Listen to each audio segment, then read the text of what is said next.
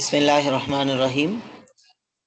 हमारी आज की ये जो क्लास है, और नॉर्मली हमारी फ़िज़िकल क्लास होती है और आज हम ऑनलाइन क्लास में हैं, तो इस मौके से फ़ायदा उठाते हुए इसको रिकॉर्ड भी कर रहे हैं ताकि बाद में भी काम आ जाए। प्रीवियस जो क्लास थी हमारी, फंडामेंटल ऑफ फाइनेंस की सबसे पहली क्लास थी। बुनियादी कुछ चीज़ें हमने उसमें डिस्कस की थी, और आज हमारी जो डिस्कशन है वो specific to the financial markets and institutions, इस डायरेक्शन में जो है ये क्लास आगे मूव होगी। तो जैसा कि आपके सामने है, द फाइनेंशियल एनवायरनमेंट्स के एक किसी भी कंट्री का फाइनेंशियल एनवायरनमेंट किन किन चीज़ों पे मुश्तमिल होता है, उसमें फाइनेंशियल मार्केट्स आ जाएंगी। इस चैप्टर के दौरान, इस डिस्कशन के दौरान हम मल्टीपल टाइप ऑफ मार्केट्स पढ़ेंगे डिफरेंट एस्पेक्ट्स से, और उसके साथ साथ इंस्टीट्यूशंस, डिफरेंट इंस्टीट्यूशंस, और इंटरेस्ट रेट या यानी रेट ऑफ द मार्केट किस तरह जो है वो डिसाइड होता है, इस पे डिस्कशन हमारी होगी इंशाल्लाह। और इंटरेस्ट के हवाले से थोड़ी सी हम बात ये भी करेंगे कि इसके बारे में कुरान मजीद और अल्लाह रब्बुल इज़्ज़त के क्या अहकामात हैं। आगे बढ़ने से पहले आप लोगों को की नॉलेज में होगा ये बात कि ये जिस चैप्टर से हम मेनली पढ़ रहे हैं, फंडामेंटल ऑफ फाइनेंस के नाम से, फंडामेंटल ऑफ फाइनेंशियल मैनेजमेंट के नाम से ये बुक है, और इसका चैप्टर नंबर 2 जो है वो हम आज उसको गो थ्रू करेंगे, उसको जो है यहाँ डिस्कस करेंगे। तो ब्रिगम एंड हॉस्टन ये जो है इसके राइटर हैं, और इसका मेनली 15 एडिशन जो है वो अपडेटेड है। मेनली उससे जो है वो आपको आगे एग्जाम्स वगैरह, क्विज़ेस वगैरह की तैयारी करनी होती है। अच्छा जी, इसमें अगर हम बात करें और इस पे जो है वो स्टार्ट करें बात को, तो बैकग्राउंड के पॉइंट ऑफ व्यू से अगर हम देखें तो we will describe the markets के बारे में जो है वो हम डिस्कस करेंगे, लेकिन आगे चल के हम नॉर्मल मार्केट पे भी बात करेंगे, लेकिन स्पेसिफिकली चूंकि फंडामेंटल ऑफ फाइनेंस का ये कोर्स है, तो हमारी डिस्कशन का जो मेन फोकस होगा वो फाइनेंशियल मार्केट्स होगा। तो फाइनेंशियल मार्केट्स के अंदर जो है वो क्या होता क्या है, वेयर कैपिटल इज़ रेज्ड, जहां आपको अगर बिजनेस करना है तो बिजनेस करने के लिए आप कैपिटल कैसे रेज कर सकते हैं, सही, कैपिटल कैसे रेज कर सकते हैं। और इसमें जो है वो हम साथ साथ कोशिश करेंगे इन स्लाइड्स को डिस्कस करने के साथ, या इसके बाद जो है हम प्रैक्टिकली जो है वो कुछ इंटरनेट की मदद से भी जो है वो प्रैक्टिकली कुछ विजिट्स कर सकें, कुछ वेबसाइट्स का, जो आपके लिए फाइनेंस के इस कोर्स के अंदर, फाइनेंस के इस बुनियादी कोर्स के अंदर जो है बहुत मुफीद साबित हो सकेगा इंशाल्लाह। फिर इसी तरह मार्केट्स या फाइनेंशियल मार्केट्स जहाँ पर सिक्योरिटीज़ आर ट्रेडेड, जहाँ पर सिक्योरिटीज़ की ख़रीदो फरोख्त होती है। अच्छा, यहाँ सिक्योरिटीज़ से मुराद क्या है, आप आसान अल्फाज में समझ सकते हैं, शेयर्स एंड बॉन्ड्स। सही, शेयर्स एंड बॉन्ड्स को आप आसान अल्फाज में कह सकते हैं कि ये जो है यहाँ पर इसमें फाइनेंशियल मार्केट के अंदर इनकी ट्रेडिंग होती है। Then stock prices are established, जब शेयर्स और बॉन्ड्स वगैरह की खरीदो फरोख्त होती है, और शेयर्स का ही एक और नाम आपको ऑलरेडी पता है कि स्टॉक भी शेयर्स को कहा जाता है फाइनेंशियल टर्मिनोलॉजी के अंदर। स्टॉक जो है वो शेयर्स का ही एक और दूसरा नाम है, ऑनरशिप शेयर्स का। तो उसकी प्राइसेस स्टेबल होती हैं, इस्टेब्लिश्ड होती हैं, तयन होती हैं, मुतय्यन होती हैं। किस तरह कि मिसाल के तौर पर वहाँ ख़रीदने वाले भी हैं, बेचने वाले भी हैं। जब किसी चीज़ की ख़रीदने वाले जो है वो ज़्यादा तादाद में उस चीज़ की तरफ जो है वो माइल होंगे, उसको ख़रीदना चाहेंगे, they will want to purchase, so the price of that stock, उस शेयर की प्राइस जो है वो बढ़ जाएगी। और इसी तरह अगर किसी चीज़ के बेचने वाले ज़्यादा हो जाएंगे, ख़रीदार कम हो जाएंगे, तो उसकी प्राइस जो है वो कम हो जाएगी। तो इस तरह ख़रीदो फरोख्त के नतीजे में आप इकनॉमिक्स के अंदर जो बेसिक लॉ एंड सप्लाई के, law of demand and supply law of demand and supply जो है वो पढ़ के आए हुए हैं, और उसमें प्राइसिंग मैकेनिज्म जो है वो आपने पढ़ा हुआ है कि जहाँ डिमांड और सप्लाई जो है वो एक दूसरे को कट कर रहे होते हैं, इक्विलिब्रियम आ रहा होता है, वहाँ जो है ये आपकी प्राइस स्टेबल हो रही होती है। तो सेम फाइनेंशियल मार्केट के अंदर चूंकि फाइनेंशियल एसेट्स की खरीदो फरोख्त होती है, जैसा कि अभी हम जाके आगे पढ़ेंगे डिफरेंट टाइप ऑफ मार्केट्स के अंदर, तो फाइनेंशियल मार्केट्स के अंदर स्टॉक प्राइसेस आर एस्टेब्लिश्ड, वहाँ पर जो है वो प्राइसेस की तयन होता है, स्टेबल होती हैं कि किस लिहाज से इस शेयर को ख़रीदा जाए या बेचा जाए, as well as the institutions that operate in these market. तो हम इसमें जो है वो डिस्क्राइब करेंगे, डिस्कस करेंगे कि कौन कौन से इंस्टीट्यूशंस हैं जो इन फाइनेंशियल मार्केट्स के अंदर प्ले करते हैं, खेलते हैं, कौन कौन से इंस्टीट्यूशंस इन मार्केट्स के अंदर जो है वो वजूद में होते हैं। तो ये जो है ये हमारा कुछ बैकग्राउंड ऑफ द स्टडी था कि हम क्या चीज़ें डिस्कस करने जा रहे हैं, and we will also discuss the concept of market efficiency. अच्छा देखें, एक है मार्केट, लेकिन एक एफिशिएंट मार्केट जो है वो किस तरह, जहाँ पर जो है वो जिस पर्पस के लिए वो मार्केट क्रिएट की गई है वो काम एफिशिएंटली हो रहा है, तो मार्केट एफिशिएंसी के कॉन्सेप्ट को भी जो है वो डिस्कस किया जा सकता है, and demonstrate how efficient market help promote the effective allocation of capital. तो इस बात को भी जो है वो डिस्कस किया जा सकता है कि एफिशिएंट मार्केट जो है वो किस तरह कैपिटल की इफ़ेक्टिव एलोकेशन को जो है वो यकीनी बनाती है, किस तरह जो है वो इफ़ेक्टिव एलोकेशन ऑफ कैपिटल, यानी फंड्स जो इकोनॉमी के अंदर हैं वो सही सही जो है वो आगे मूव हों, सही अंदाज में जो है वो आगे सर्कुलेट करें। इस हवाले से जो है इस पे बात की जा सकती है। अच्छा जी, बैकग्राउंड के ही हवाले से हम कंटिन्यू कर रहे हैं कि businesses, individuals and governments often need to raise capital. सही। अच्छा, ऑलरेडी हमें पता है कि ये चैप्टर हमारा थोड़ा सा थियोरिटिकल है, कॉन्सेप्चुअल है, कॉन्सेप्ट्स एंड थ्योरीज पे फोकस करेंगे, लेकिन हमारा जो फंडामेंटल ऑफ फाइनेंस का ये कोर्स है, इसमें कमिंग जो चैप्टर्स हैं जिस पे जो है वो हमें थोड़ा सा न्यूमेरिकल साइड पे मूव करना होगा, वो एनालिसिस ऑफ फाइनेंशियल स्टेटमेंट, और इसी तरह जो है वो टाइम वैल्यू ऑफ मनी, और इस तरह के आगे कुछ चैप्टर्स हैं जिस पे हमें जो है वो न्यूमेरिकल्स पे फोकस करना होगा। तो हमारा ये जो लेक्चर है ये ज़्यादातर थ्योरी और कॉन्सेप्ट्स पे मुश्तमिल होगा, इसलिए ज़हनन हमें इस बात से परेशान होने की ज़रूरत नहीं है कि ये जो है थ्योरी ज़्यादा आ रही है। उसकी वजह ये है कि ये चैप्टर थ्योरी का, कॉन्सेप्ट्स का डिस्कशन का मुतकाज़ी है, ये डिमांड करता है कि हम इस पर डिस्कस करें, लेकिन बाद वाले चैप्टर्स जो है वो हम न्यूमेरिकल साइड पे भी मूव करेंगे, और उसमें डोमिनेंसी जो है वो न्यूमेरिकल साइड की होगी।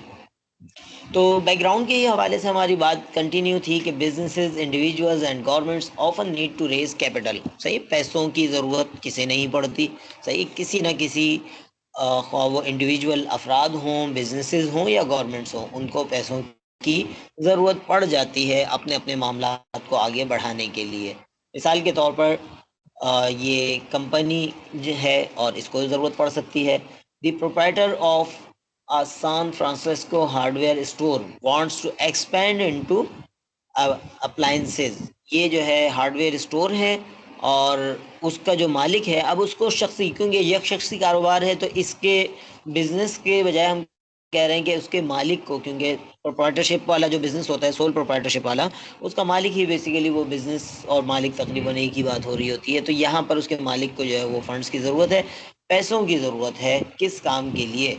एक्सपेंड करना चाह रहा है अपने बिजनेस को, जो ऑलरेडी उसका हार्डवेयर का बिजनेस है, अब वो अप्लाइंसेस साइड पे, वो गैजेट साइड पे, अप्लाइंसेस साइड पे जो है अपने बिजनेस को लेकर जाना चाह रहा है। वो जो है डिफरेंट अप्लाइंसेस जो है वो अपने बिजनेस लाइन में इंक्लूड करना चाह रहा है, एक्सटेंशन चाह रहा है, एक्सपेंड करना चाह रहा है अपने बिजनेस को। इसी तरह थर्ड एग्जाम्पल है the city of New York.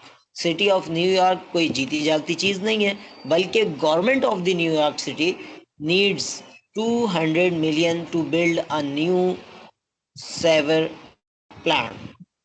New York city की जो गवर्नमेंट है, जिसको आप mayor mayor of the New York city कह सकते हैं, local government of the New York city या metropolitan government of the New York city, जिस तरह कराची की जो है वो सिटी गवर्नमेंट है, इस तरह वहाँ की सिटी गवर्नमेंट वो जो है वो चाह रही है कितनी amount, 200 million, 200 million dollar to build a new sewer plant. कोई प्लांट लगाने के लिए इनको जो है वो फंड चाहिए। तो अब ये इन तीनों एग्जाम्पल्स में, ये जो तीनों एग्जाम्पल्स आपके सामने आई हैं, तीनों एग्जाम्पल्स में अगर आप ऑब्जर्व करें तो रेज द कैपिटल, इनको फंड्स की ज़रूरत है, पैसों की ज़रूरत है अपने अपने मामलात को आगे बढ़ाने के लिए। तो सवाल डेवलप होता है, where will the extra money come from, कहाँ से ये पैसा आए। सही है, पैसा आए तो कहाँ से आए, क्या क्या काम ये करें कि जिसके नतीजे में इनको इनके रिक्वायर्ड अमाउंट्स मिल जाएं, फंड्स मिल जाएं, और किस बेसिस पे मिल जाएं। तो इसका जवाब इस चैप्टर के अंदर, इस डिस्कशन के अंदर हमारे सामने आ जाएगा। फाइनेंशियल एनवायरनमेंट की हम बात कर रहे हैं। In a well functioning economy capital flows efficiently. अगर इकोनॉमी वेल फंक्शनड है, वो काम अपना सही तरह कर रही है, तो उसमें जो फंड्स हैं, पैसे हैं, वो एफिशिएंटली मूव कर रहे होते हैं। लास्ट क्लास में हमने बात की थी एक डायग्राम के ज़रिए, और एक और फर्दर एक्सटेंडेड डायग्राम अभी आएगी कि जिसमें जो surplus units of the economy है, हर इकोनॉमी में, हर सोसाइटी में, हर माशरे में कुछ अफराद, कुछ लोग, कुछ इदारे ऐसे होते हैं जिनके पास एक्सेस पैसा होता है, एक्सेस फंड्स होते हैं, और दूसरे अफराद को जो है उन फंड्स की ज़रूरत होती है। तो ये फ्लो ऑफ द फंड्स अगर एफिशिएंट इकोनॉमी है, वेल फंक्शनिंग इकोनॉमी है, तो उस सूरत में वो जो फंड्स का फ्लो है वो सेविंग करने वालों से मूव कर रहा होगा। जिन लोगों को रिक्वायर्ड हैं, बिजनेसेस को नॉर्मली रिक्वायर्ड होते हैं, उन तक फंड्स पहुंच रहे होंगे।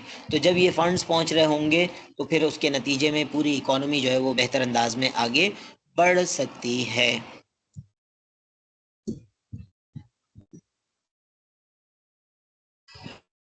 अच्छा जी, next, from those with surplus capital to those who need it. यही बात हमने ज़बानी कही कि वेल फंक्शनिंग इकोनॉमी के अंदर जो फंड्स का फ्लो है वो मूव ऑन कर रहा होता है सरप्लस, जिनके पास एक्स्ट्रा पैसा है, उस पैसे से जिनको ज़रूरत है, ज़रूरत से मुराद जो इनको बिजनेस के लिए चाहिए, जिनको प्रॉफिटेबल वेंचर्स में लगाना है या दीगर जो है उसमें लगाने हैं, तो उस वक्त जो है ये फंड्स आगे मूव ऑन हो रहे होते हैं। This transfer can take place in the three ways described in figure 2.1।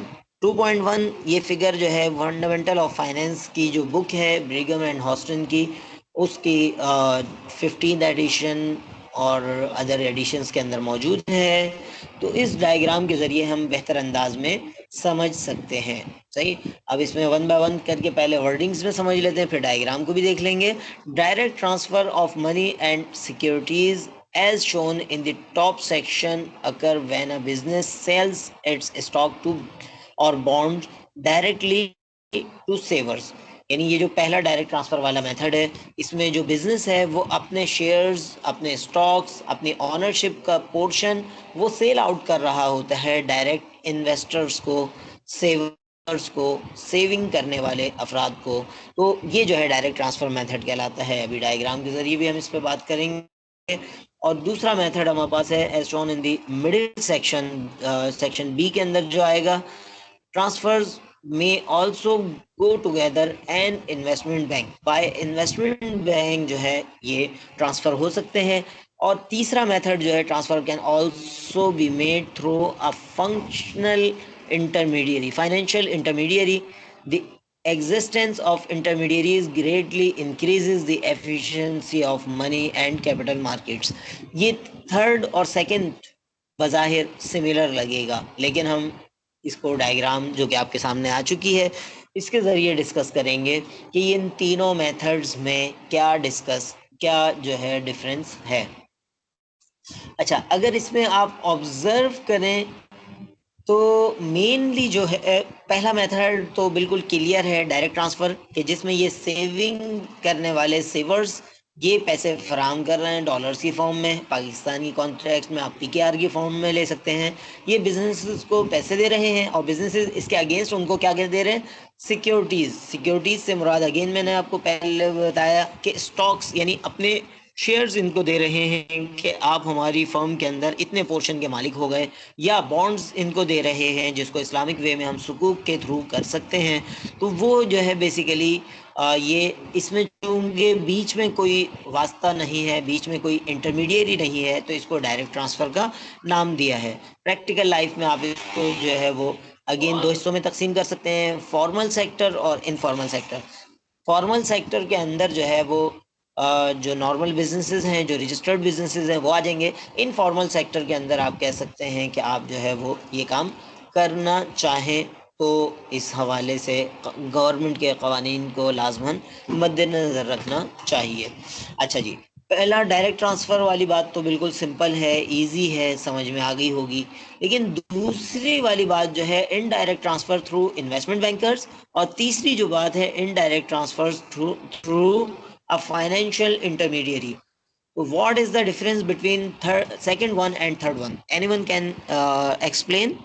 Can unmute himself or herself and explain, sir or at second least वाले can में raise? जो है मिडिल में इन्वेस्टमेंट बैंक्स हैं, और थर्ड में सर जी जो है मिडिल में फाइनेंशियल इंटरमीडिएरी है सर।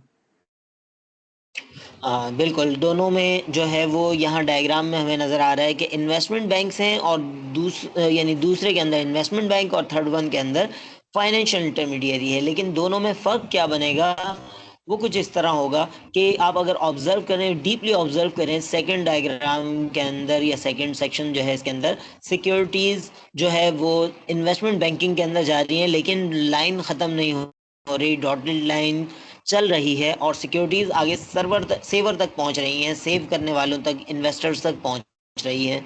और इसी तरह डॉलर्स जो है वो या फंड्स जो है वो बिजनेसेस तक पहुंच रहे हैं। ये डॉटेड लाइन क्या शो कर रही है कि बेसिकली इसकी प्रैक्टिकल एग्जांपल से बात बहुत इजीली समझ में आ जाएगी। आईपीओ, आईपीओ कहते हैं initial public offering. Initial public offering के अंदर जो है वो क्या होता है कि बिजनेस, लेट सपोज जो है XYZ टेक्सटाइल कंपनी, उसने अपना बिजनेस को पब्लिकली ऑफर करना चाहा, तो उसने अपने शेयर्स जो है वो डिज़ाइन करवाए इन्वेस्टमेंट बैंकर से, और वो शेयर्स सेल आउट कर दिए इन्वेस्टर्स को थ्रू द इन्वेस्टमेंट बैंकिंग। लेकिन इसमें जो शेयर्स इन्वेस्टमेंट बैंकिंग आगे डिपॉजिटर्स को दे रहा होगा, उसमें नाम जो है वही टेक्सटाइल कंपनी का आ रहा होगा। सही है, एबीसी टेक्सटाइल मिल का ही शेयर्स जो है वो डिपॉजिटर्स तक पहुंचेगा।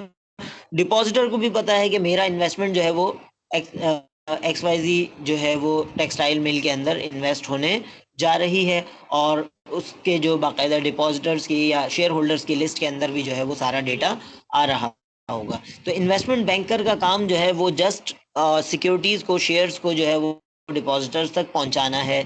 इसका नाम यहाँ पर बहुत ज़्यादा यूज नहीं होगा और लॉन्ग टर्म तक यूज़ नहीं होगा। इसके मुकाबले में फाइनेंशियल इंटरमीडियरी वाला जो मेथड है, इसमें अगर आप ऑब्जर्व करें तो बीच में डॉटेड लाइन नहीं है। इसका मतलब ये है कि ये डिपॉजिटर्स ने डिपॉजिट करवाए बैंक को। अच्छा, फाइनेंशियल इंटरमीडियरी की ज़्यादा आसान एग्जांपल है, मल्टीपल इंस्टीट्यूशंस जो है वो फाइनेंशियल इंटरमीडिएशन आ सकते हैं। लेकिन सबसे आसान आम फहम मिसाल जो मैं और आप आराम से देख सकते हैं जिन इदारों को जो फाइनेंशियल इंटरमीडियरी का काम करते हैं, उसमें बैंकिंग इंस्टीट्यूशंस हैं, बैंक्स हैं। सही, नॉर्मल बैंक्स एक है, ऊपर इन्वेस्टमेंट बैंक एक स्पेसिफिक बैंक होता है, नॉर्मल बैंक जिसको हम कमर्शियल बैंक के नाम से आगे पढ़ेंगे भी। तो पाकिस्तान में जैसे इस वक्त जो है वो काफ़ी सारे बैंक्स हैं, जिसमें से 20 जो है पाकिस्तान स्टॉक एक्सचेंज में बाकायदा लिस्टेड हैं। उनकी भी इंशाल्लाह हम कोशिश करेंगे कि अपने उसकी लिस्ट को देख सकें। तो फाइनेंशियल इंटरमीडियरीज या बैंक्स आसान अल्फाज में वो क्या करते हैं कि डिपॉजिटर से पैसे रिसीव किए, और उसके बाद उसमें उन्होंने अपने फाइनेंशियल इंटरमीडियरी ने अपनी सिक्योरिटीज़ या अपने सर्टिफिकेट्स, अपने डॉक्यूमेंट्स जारी कर दिए, जिसको जैसे इस्लामिक बैंक्स मुशारकत सर्टिफिकेट जारी कर देते हैं कि ये जो आपके डिपॉजिट पैसे हमने लिए हैं, हम इसको आगे मुशारका की या मुजारबा की बुनियाद पे आगे इन्वेस्ट करेंगे, लेकिन आप हमारी ये सिक्योरिटी, ये डॉक्यूमेंट, ये वसीक़ा जिसको हम कहते हैं, और आप आसान अल्फाज में सर्टिफिकेट कह सकते हैं, ये मुशारका सर्टिफिकेट, मुजारबा सर्टिफिकेट आप अपने पास रखिए। आपका पैसा हम आगे बिजनेस में इन्वेस्ट करेंगे। लेकिन कौन से बिजनेस में इन्वेस्ट करेंगे ये नहीं बताया जाता। उसकी वजह ये है कि बैंक भी कोई आगे एक बिजनेस में थोड़ी इन्वेस्ट कर रहा है, bank multiple number of businesses के अंदर इन्वेस्ट कर रहा हो सकता है। तो बैंक फिर आगे जिसको पैसे दे रहा होगा, और बिजनेस जो है वो उसमें या तो मुजारबा की बुनियाद पे या मुशारका की बुनियाद पे या और किसी भी बुनियाद पे जो है वो पैसे रिटर्न कर रहा होगा, इस्लामिक बैंक होगा। बाकी कन्वेंशनल बैंक में तो सिंपल है, मामला सूद की बुनियाद पे है। लेकिन सूद जो है वो हमें पता है, सूरह बकरा कुरान मजीद की सूरह नंबर 2 आयत नंबर 278 279, उसमें कहा गया है, ए लोगों जो ईमान लाए हो, अल्लाह से डरो और जो सूद रह गया है उसे छोड़ दो। अगर सूद नहीं छोड़ोगे तो फिर अल्लाह और उसके रसूल से ऐलान जंग सुन लो। सही, फ़अज़नु बिहर्बिन मिनल्लाहि व रसूलिहि व इन तुम अगर तुम तौबा कर लो, फलकुम रुऊसु अम्वालिकुम, तो तुम्हारे लिए तुम्हारा रासुल माल है, तुम्हारी कैपिटल है। ला तज़लिमून व ला तुज़लमून, ना तुम जुल्म करो और ना तुम पर जुल्म किया जाए। तो ये जो है ये कैपिटल मार्केट के हवाले से हम कह सकते हैं, फंड ट्रांसफ़र के हवाले से तीन डिफरेंट सिचुएशंस, तीन डिफरेंट जो है वो प्रोसेसेस। डायरेक्ट ट्रांसफ़र पॉसिबल ही, indirect transfer through investment bankers, जिसमें एक्चुअली जो बिजनेस की डॉक्यूमेंट है, बिजनेस की सिक्योरिटी है, जैसे शेयर डॉक्यूमेंट है, तो वही शेयर ओरिजिनल बिजनेस के ही नाम वाला जो है वो डिपॉजिटर तक या इन्वेस्टर तक पहुंच रहा है। और दूसरा है indirect transfer through a financial intermediary, जिसमें डिपॉजिट करने वाले का मामला जो है, या पैसे रखवाने वाले का, सेविंग करने वाले का मामला फाइनेंशियल इंटरमीडियरी कंपनी से होगा, ये एक अलग मामला होगा। और फाइनेंशियल इंटरमीडियरी का दूसरा मामला होगा बिजनेसेस से। तो ये जो है ये indirect transfer through financial intermediation. तो उम्मीद है यहाँ तक जो है वो चीज़ें क्लियर होंगी। कोई चीज़ अगर ना समझ में आई हो तो आप लोग यहाँ पूछ सकते हैं। सर क्लियर है। क्लियर है?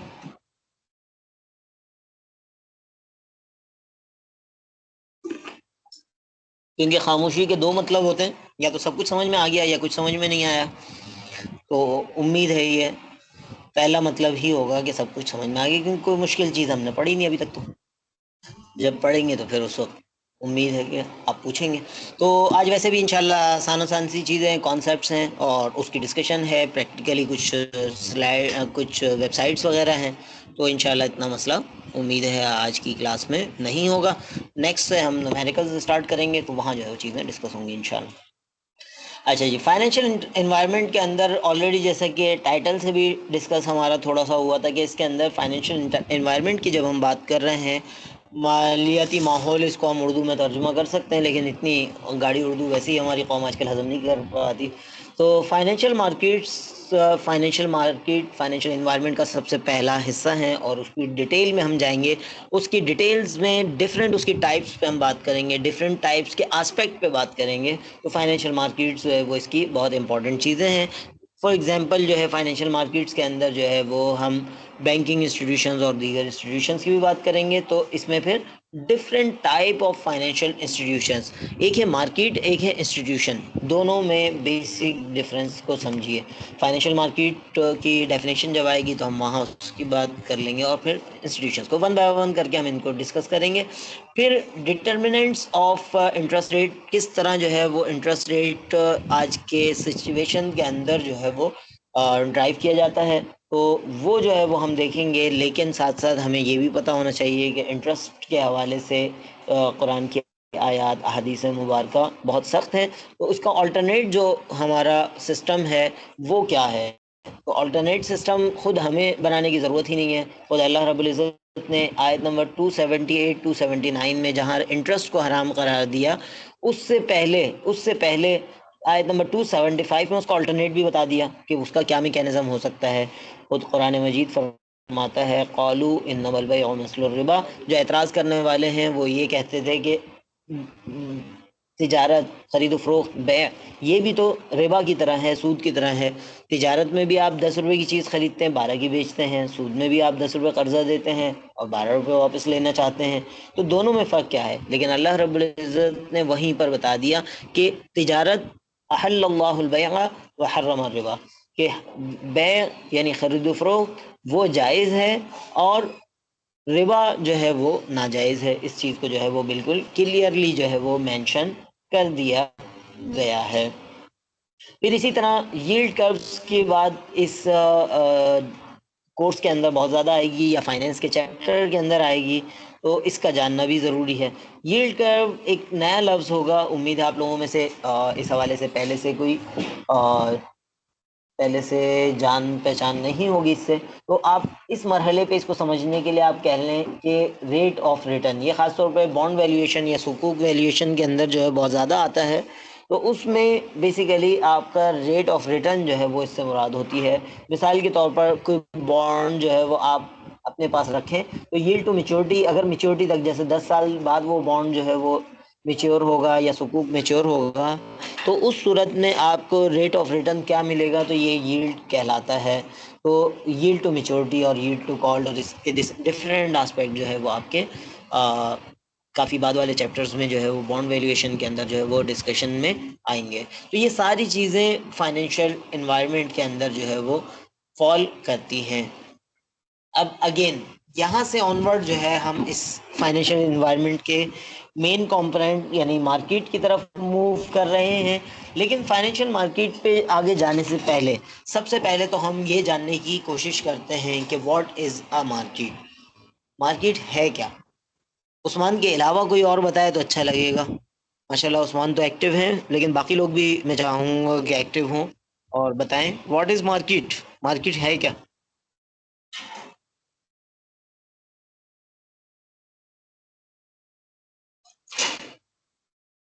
जी सर मैं अनस। बताऊं? हम्म,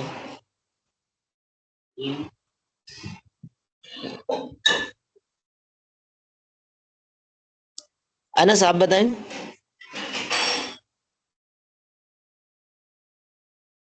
हाँ, तो ऑनलाइन क्लासेस का एक ख़ास बात ये होती है कि लोग जो है वो ऑन करके सो जाते हैं। तो इस जगाने का एक तरीका ये भी हो सकता है कि चेक करने का कि बंदे जाग रहे हैं या सो रहे हैं। तो बीच में अचानक किसी का भी नाम कॉल किया जा सकता है और कहा जा सकता है कि भाई आप इस हवाले से या इस हवाले से आपने बताना है। तो अनस, आपका रिस्पांस नहीं आया, इसका मतलब है कि समथिंग फिशी फिशी। जी, और कौन जाग रहा है उस्मान के अलावा?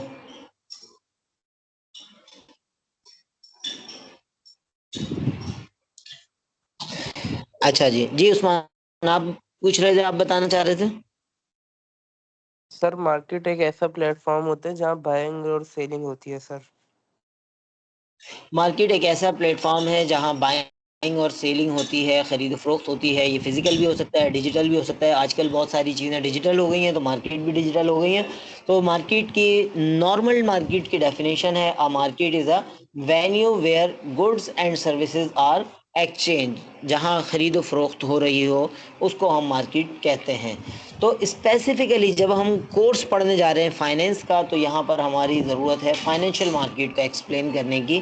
तो मार्केट की तरह ही फाइनेंशियल मार्केट की डेफिनेशन हम करेंगे, is a place where individuals and organizations wanting to borrow funds are brought together with those who having a surplus of funds, जहां पर पैसे लेने वाले जिनको पैसों की ज़रूरत है वो और उन लोगों से उनकी मिलना मिलाना होता है, अपनी ज़रूरत पूरी करते हैं, अपने फंड्स को हासिल करते हैं जिनके पास एक्स्ट्रा पैसे हैं। सही। मिसाल के तौर पर फाइनेंशियल मार्केट का एक पार्ट है बैंकिंग इंस्टीट्यूशन। आप और मैं हर एक जानते हैं, आपको फ़र्ज़ करें अपने गाड़ी खरीदने के लिए, घर खरीदने के लिए पैसों की ज़रूरत है, आप फाइनेंशियल इंस्टीट्यूशन यानी बैंक जा सकते हैं।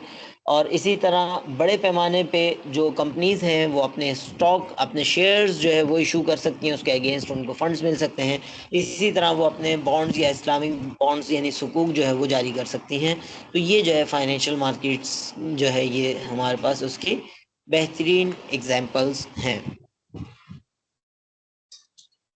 फाइनेंशियल मार्केट्स के हवाले से people and organization wanting to borrow money are brought together with those who have surplus funds in the financial market. ये सिंपल वही वाली बात है जो दोबारा यहाँ पर की गई है। Note that markets in plural, there are many different financial markets in a developed economy such as that of the United states. Markets का वर्ड चूंकि प्लूरल है, ये इस बात को इंडिकेट कर रहा है कि मल्टीपल फाइनेंशियल मार्केट्स जो है वो एग्जिस्ट कर सकती हैं किसी भी सोसाइटी के अंदर जो अवेलेबल हो। We describe some of these markets and some trends in their development. तो अब इसकी जो टाइप्स की हम बात करेंगे, डिफरेंट टाइप्स की जो है वो फाइनेंशियल मार्केट्स हैं। लेकिन सबसे पहले तो इसको समझ लें, जो बात हम डिस्कस करने जा रहे हैं ये डिफरेंट एस्पेक्ट से डिफरेंशिएशन है। सही, मिसाल के तौर पर सबसे पहली जो टाइप हम पढ़ने जा रहे हैं, physical asset market versus financial assets market. तो ये एसेट के एतबार से, एसेट की नौयत के एतबार से ये जो है डिफरेंशिएशन है। Physical asset market also called tangible और रियल एसेट मार्केट, जैसे कि wheat, autos, real estate, computers and machinery, ये सारी के सारी टेंजिबल एसेट्स हैं, रियल एसेट्स हैं। ये जो है ये आप इनको जो है वो बहुत इजीली इसको रिकॉग्नाइज कर सकते हैं। नॉर्मली हम जिसको मार्केट समझते हैं सामान लेने जाने के लिए, वो सारी चीज़ें इसके अंदर फॉल करेंगी। इसके मुकाबले में financial assets market deal with stocks, bonds, notes, mortgages, and derivative securities whose values are derived from changes in the price of other assets। ये जो है ये फाइनेंशियल एसेट मार्केट कौन सी होती है, जो डील करे स्टॉक्स को, जिसको हम शेयर्स भी कहते हैं, ऑनरशिप इक्विटी भी हम कह सकते हैं, और इसी तरह बॉन्ड्स को। नोट्स से मुराद यहाँ पर क्या है? नोट से मुराद है प्रोमिसरी नोट, ये पूरा नाम है बेसिकली। नोट जिसे हम नॉर्मली कह रहे हैं ये प्रोमिसरी नोट है, और प्रोमिसरी नोट को हम वादानामा भी कहते हैं। और इसका मतलब क्या है कि एक फर्द जिसने कोई चीज़ आपसे ली है और वो आपको एक नोट लिख के देता है, प्रोमिसरी नोट लिख के देता है, वादा करता है, लिख के वादा करता है कि मैं 6 महीने में आपको ये पेमेंट कर दूंगा, और वो पेमेंट वो फर्द जो है वो एक तहरीर लिख के देता है, लेकिन आपको 6 महीने तक इंतज़ार करना मुश्किल है। आप वो वादानामा या वो प्रोमिसरी नोट लेकर बैंक जाते हैं और उससे कहते हैं भाई ये तो मिलेगा 6 महीने बाद, मुझे पैसों की ज़रूरत है आज। आप इस तरह करेंगे, इस प्रोमिसरी नोट को जो है वो आप जो है लिक्विडेट करें और मुझे मेरे पैसे दे दें, थोड़े बहुत चार्जेस आप काटना चाहें तो। अगेन इसमें भी कन्वेंशनल तो बहुत आसान है कि वो इंटरेस्ट या सूद जो है वो चार्ज करेंगे और आपको जो है ये का मामला सॉल्व कर देंगे। लेकिन विद इन इस्लामिक बाउंड्रीज भी हमारे पास तरीक़ेकार इसके मौजूद होते हैं, जिसके लिए आपको इस्लामिक फाइनेंशियल एक्सपर्ट्स से जो है वो रुजू करना होगा। तो प्रोमिसरी नोट जो है ये भी फाइनेंशियल एसेट में शुमार होता है, अगरचे वो एक सिंपल एक कागज़ का टुकड़ा है, बल्कि आजकल डिजिटल एरा में हो सकता है वो कागज़ भी ना हो, जिस तरह शेयर्स पहले कागज़ पे होते थे और अब जो है वो डिजिटल फॉर्म में होते हैं। लेकिन ये भी फाइनेंशियल एसेट है, इसकी भी ख़रीद फरोख्त हो सकती है, होती है, और इसमें भी जो है वो डिफरेंट आपके आस्पेक्ट काम कर रहे होते हैं। इसी तरह मॉर्गेजेस की बात है। मॉर्गेजेस जो है आपकी प्रॉपर्टी की लॉन्ग टर्म इन्वेस्टमेंट्स है। सही, आपने लॉन्ग टर्म जो है वो इन्वेस्टमेंट ली है किसी फाइनेंशियल इंस्टीट्यूशन से, तो मॉर्गेज कहलाता है। तो उसकी भी जो डेवलप्ड फाइनेंशियल मार्केट्स हैं उसकी टोकनाइजेशन होके और दीगर ज़रियों से जो है फिर उसकी भी ख़रीद फरोख्त की जा सकती है। और पाकिस्तान में इसकी एग्जांपल जो है वो रीट है, रियल एसेट इन्वेस्टमेंट ट्रस्ट के नाम से। उसका इस्लामिक वर्जन जो है वो डॉल्मेन मॉल रीट जो है वो आप इसको देख सकते हैं। और इसके साथ साथ डेरिवेटिव सिक्योरिटीज़ जो है इनकी अपनी जो वर्थ है वो किसी और बेसिस पे होगी, और इसी लेक्चर के अंदर आगे जाके हम इसको फर्दर थोड़ी सी डिटेल में देख सकेंगे। एग्जाम्पल यहाँ पर दी है, for example a share of Ford stock is a pure financial asset. किसी कंपनी का जो आपका बाकायदा वो है वो फाइनेंशियल एसेट है। किसी कंपनी का जो स्टॉक है, शेयर है, वो जो है वो आपका एसेट, फाइनेंशियल एसेट है। Well, an option to buy Ford shares is a derivative security whose value depend on the price of the Ford stock. अच्छा, इसकी कहानी कुछ इस तरह आप समझ सकते हैं कि फोर्ड स्टॉक, फोर्ड जो है ये कंपनी का नाम है। आप उस शेयर को खरीदें, उस शेयर को खरीदें या बेचें, ये जो है ये फाइनेंशियल एसेट कहलाएगा। लेकिन आप उस कंपनी के शेयर खरीदने का ऑप्शन मिल जाए, जैसे बाज़ औक़ात कंपनीज जो है वो अपने मुलाजमीन को ऑफ़र करती हैं, उनको ऑप्शन देती हैं, उनको इख्तियार देती हैं कि आप चाहें तो हमारी कंपनी के शेयर्स इतनी कम प्राइस में, उनको एक बाकायदा जो है वो मार्केट से कम प्राइस जो है ऑफ़र की जाती है कि अगले 6 महीने के दौरान आप चाहें तो हमारी XYZ अमाउंट तक, लेट्स सपोज 2000 शेयर्स तक खरीद सकते हैं, और उस सूरत में आपको इतनी प्राइस पे जो मार्केट से नॉर्मली कम होती है उस पर आपको ऑप्शन दिया जाता है, इख्तियार दिया जाता है। तो इस तरीक़ेकार को डेरिवेटिव कहा जाता है।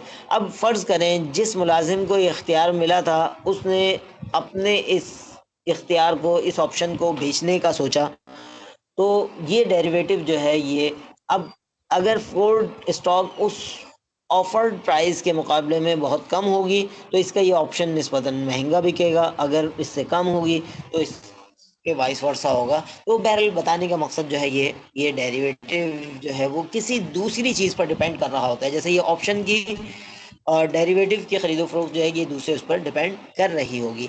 इसका शरिया स्टेटस क्या है, इसको इस्लामिक पॉइंट ऑफ व्यू से इस तरह किया जाना सही है या गलत है, अभी हम उसकी बात नहीं कर रहे। जस्ट हम इस टर्मिनोलॉजी को समझ रहे हैं कि डेरिवेटिव जो है वो क्या होता है और इससे किस तरह इस प्रैक्टिकली जो है ये किस तरह हो रहा होता है। सर सर जी सर, ये फाइनेंशियल एसेट मार्केट्स की कोई और एग्जांपल दे देंगे सर, थोड़ा आसानी से दिमाग में बैठ जाए।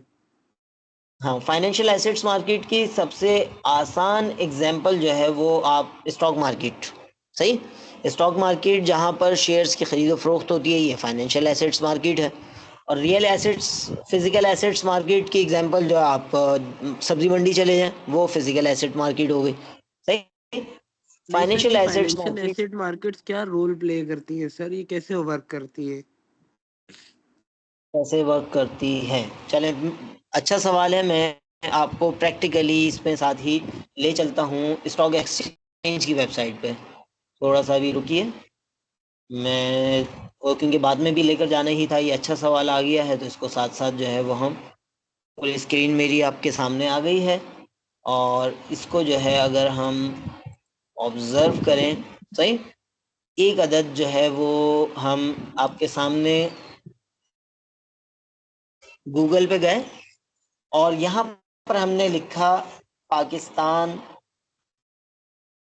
स्टॉक एक्सचेंज, सही है, लिखा हुआ आ भी गया, पाकिस्तान स्टॉक एक्सचेंज PSX। ये जो है ये फाइनेंशियल मार्केट, आप इसको पाकिस्तान में शेयर्स की खरीदो फरोख्त के हवाले से एक जो है वो बेसिक, सही, ये जो है ऑनलाइन इन्वेस्टमेंट स्कैम्स वगैरह भी आते रहते हैं हम ज़्यादातर। अच्छा, ये हमारे पास इंग्लिश में भी अवेलेबल है, उर्दू में भी अवेलेबल है, अगर मिलता है तो हम उसमें भी जा सकते हैं और ये इंफॉर्मेशन हमें मिल जाती है, सही। मिसाल के तौर पर इस वक्त जो है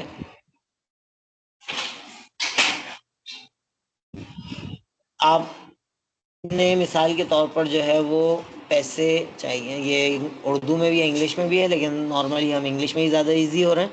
तो हम जो है वो मिसाल के तौर पर दी स्टॉक एक्सचेंज के बारे में यहाँ पर हमें मिल जाएगा, इसका पूरा मैकेनिज्म क्या है, फिर इसका शरिया फोकस ग्रुप भी और भी चीज़ें। तो ये जो है ये बेसिकली हमारे पास स्टॉक एक्सचेंज में कुछ कंपनी होती हैं जो कि हमें डिजिटल पोर्टल पे पता चलता है कि इस वक्त स्टॉक एक्सचेंज में कितनी कंपनीज जो है वो रजिस्टर्ड हैं, सही है। ये जैसे आपके पास जो है ये डेटा आ रहा है, 441 कंपनीज टोटल हैं इस वक्त स्टॉक एक्सचेंज में जो एक्टिवली रजिस्टर्ड हैं और रेगुलर मार्केट के अंदर, और इसके अंदर भी further main board, GEM board और फिर दीगर चीज़ें जो है यहाँ पर हमें मिल सकती हैं। मिसाल के तौर पर आप पाकिस्तान स्टेट ऑयल के शेयर्स खरीदने चाह रहे हैं, आप उसकी जो है वो पाकिस्तान स्टेट ऑयल को, पीएसओ को, आप कोई ऑयल खरीदने नहीं जा रहे अपनी बाइक में डलवाने के लिए, बल्कि पाकिस्तान स्टेट ऑयल के अंदर आप इन्वेस्टमेंट करने जा रहे हैं। तो उसका क्या मैकेनिज्म होगा कि आप ब्रोकरेज, जो आपका जो यानी ब्रोकरेज हाउस है, उसके ज़रिए जो है वो उसमें इन्वेस्ट करेंगे, और इन्वेस्टमेंट करने के बाद जो है वो आप कह सकते हैं कि आपने फाइनेंशियल मार्केट में जो है वो इन्वेस्टमेंट की है। इसी तरह और आसान अल्फाज में जो है फाइनेंशियल मार्केट चूँकि वसी है, इसके अंदर बैंक्स भी आ जाते हैं, तो बैंक में आप डिपॉजिट करवाते हैं, तो ये भी जो है वो आपका फाइनेंशियल मार्केट के अंदर जो है वो शुमार होगा। अच्छा, इस वक्त जो है वो हमारे पास एक और सोर्स है, ये मैंने आपके लिए निकाल के रखा है। अच्छा, इस वक्त जो है वो हमारे पास जो लिस्टिंग है, लिस्टेड, ये एक और है के एस ई stocks.com। ये बेसिकली कराची स्टॉक एक्सचेंज पहले कहलाता था, अब पाकिस्तान स्टॉक एक्सचेंज है, लेकिन इसमें इन्होंने काम अच्छा किया हुआ है, तो मैंने कहा कि आपको इसके बारे में भी ओवरव्यू दिया जाए, और बल्कि अच्छा है, ये आपके प्रोजेक्ट और असाइनमेंट्स वगैरह में भी काम आ सकता है। कि टोटल लिस्टेड कंपनीज इनके मुताबिक जो है वो 544, और सेक्टर्स जिसमें ये कंपनीज लिस्टेड हैं वो 36 हैं। तो इसमें जो चले अभी फ़िलहाल हम जस्ट इतना लेते हैं, उसके बाद फिर इस पे बाकायदा अलग से हम हमारी जो स्लाइड्स हैं वो ख़त्म हो जाए, उसके बाद बाकायदा इस पे जो है वो अलग से भी बात करेंगे, उसको रिकॉर्ड भी करेंगे, क्योंकि आपके प्रोजेक्ट्स और असाइनमेंट्स में भी इसका काम आ सकता है। और पूरा पाकिस्तान का जो बेसिक स्ट्रक्चर, फाइनेंशियल स्ट्रक्चर, वो आपको इस पेज में मिल जाएगा कि पाकिस्तान में जो स्टॉक एक्सचेंज में रजिस्टर्ड कंपनीज हैं, कितने सेक्टर्स में हैं, कितनी कंपनीज हैं, और फिर उसमें आप किस तरह जो है वो अपना रोल अदा कर सकते हैं। तो नेक्स्ट हम रिकॉर्डिंग अलग से सेपरेट रिकॉर्डिंग करेंगे, ताकि आपके प्रोजेक्ट्स वगैरह में वो काम आ सके इंशाल्लाह। सर हम ठीक दोनों है, तो बैठ के आगे जो है ना हम, साथ ट्रेड करेंगे सर स्टॉक्स पे। जी जी, अच्छी बात है। सही। जी सर, हम तो दोनों बैठेंगे सर इंशाल्लाह साथ।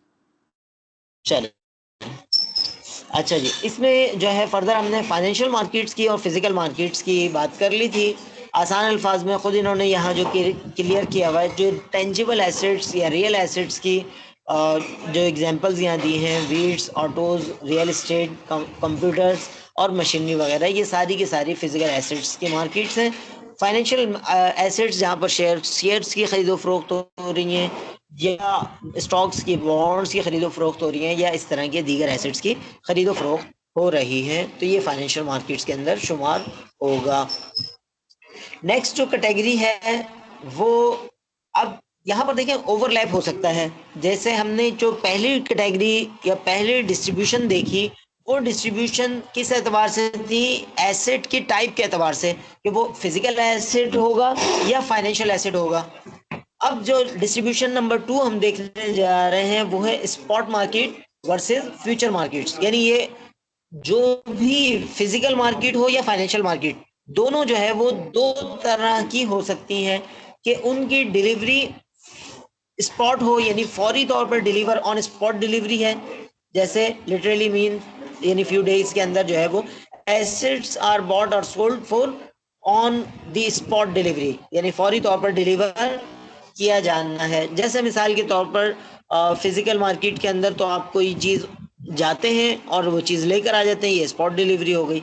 फाइनेंशियल मार्केट के अंदर जो है आपने ऑर्डर किया, शेयर्स खरीदे, और आपको जो है वो एक आध दो दिन में मिल गए, तो ये स्पॉट डिलीवरी है फाइनेंशियल मार्केट। इसमें दूसरी जो हमारी कैटेगरी है वो है फ्यूचर मार्केट्स। फ्यूचर मार्केट्स में जो है participants agree today to buy और sell an asset at some future date. Future की किसी तारीख को जो है वो आप खरीदना या बेचना चाह रहे हैं, तो उस हवाले से जो है ये फाइनेंशियल मार्केट्स के अंदर भी फ्यूचर मार्केट्स होती हैं, और फिजिकल मार्केट के अंदर भी फ्यूचर मार्केट हो सकती हैं। For example, a farmer may enter into a future contract in which the agree today to sell. ये जो है कुछ चीज़ें जो है आपको सेल आउट कर रहा है, जो 6 महीने के बाद जो है वो आपको डिलीवर होंगी। तो फिजिकल मार्केट की एग्जांपल इन्होंने दे दी।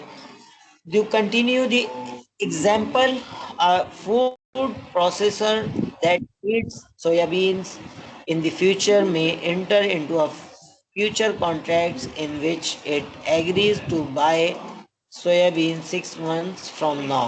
तो ये जो है ये स्पॉट मार्केट के अंदर फौरी तौर पर डिलीवर हो रहे होंगे, लेकिन फ्यूचर मार्केट के अंदर फ्यूचर में जो है वो डिलीवर हो रहा होगा। तो ये जो है ये एसेट जो है वो फिजिकल भी हो सकता है, फाइनेंशियल भी हो सकता है। तो ये जो कैटेगराइजेशन है, ये जो डिस्ट्रीब्यूशन है, ये किस एतबार से है? डिलीवर टाइम के एतबार से कि कब वो एसेट डिलीवर होना है, कब वो एसेट डिलीवर किया जाएगा। Such a transaction can reduce or hedge the risk faced by both the farmer and the food processor। Future market का फायदा क्या हो रहा है कि उसको जो है वो जो फार्मर है उसका जो रिस्क है कि जब मेरी फसल उगेगी, जब फसल मार्केट में आएगी तो क्या पता उसका कोई ख़रीदार मिले या ना मिले, उसको ये फ़ायदा हो जाएगा।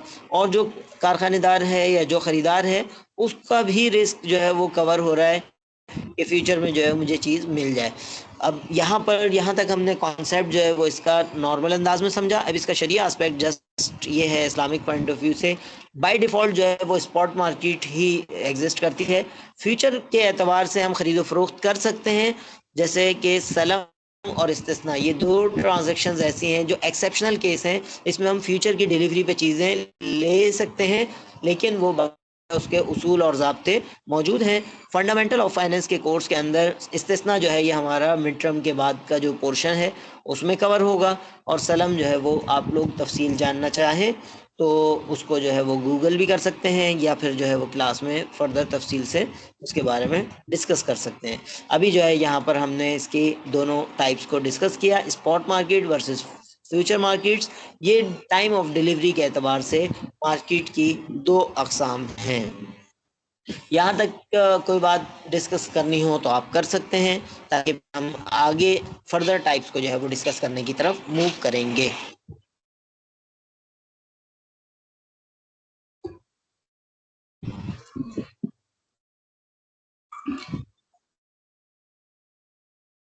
अच्छा जी, उम्मीद है सब क्लियर होगा। और नेक्स्ट में जो हम मूव कर रहे हैं ये टाइप या ये कैटेगराइजेशन है sir based on time period. जी सर एक क्वेश्चन था कि जो है पेपर में ये बिल्कुल कॉन्सेप्चुअल आएगा या सर ये वर्ड टू वर्ड भी आएगा, मतलब कि मतलब ये कॉन्सेप्ट पूछे जाएंगे उसमें कि देखें इस टाइप्स वक्त ऑफ तो फाइनेंशियल मार्केट्स बताओ, या अपना ऑन स्पॉट हो रही है या जैसे। अच्छा, अभी तो चूंकि हम पेपर को डिस्कस नहीं कर रहे हैं तो, लेकिन बाय डिफ़ॉल्ट जो है वो जैसा मैंने आपको बताया है कि आपका जो ये पेपर है ये वाला पोर्शन कॉन्सेप्चुअल साइड पे है, लेकिन एप्लीकेशन साइड पे चीज़ें नॉर्मली ज़्यादा आ रही होती हैं। कि मिसाल के तौर पर आपको सिनेरियो दे दिया जाए और उसमें आप बताएं कि ये जो है ये कॉन्सेप्ट इसमें कौन सी मार्केट की टाइप है। अभी तो आपने दो टाइप पढ़ी है, फर्दर और टाइप्स हम पढ़ रहे हैं। जब चारों पांचों आपको पता चल जाएंगी तो उस वक्त जो है वो एक अंदाज़ा आपको हो जाएगा कि ये कौन सी मार्केट है, कौन सी नहीं है। नहीं लेकिन नहीं सर, अभी जो है पेपर डिस्कशन पे तो वो बात नहीं कर रहा मैं, पर मैं कह रहा था कि अभी आप बता देते ना, ताकि उसी लिहाज से पढ़ा जाए सर कॉन्सेप्ट।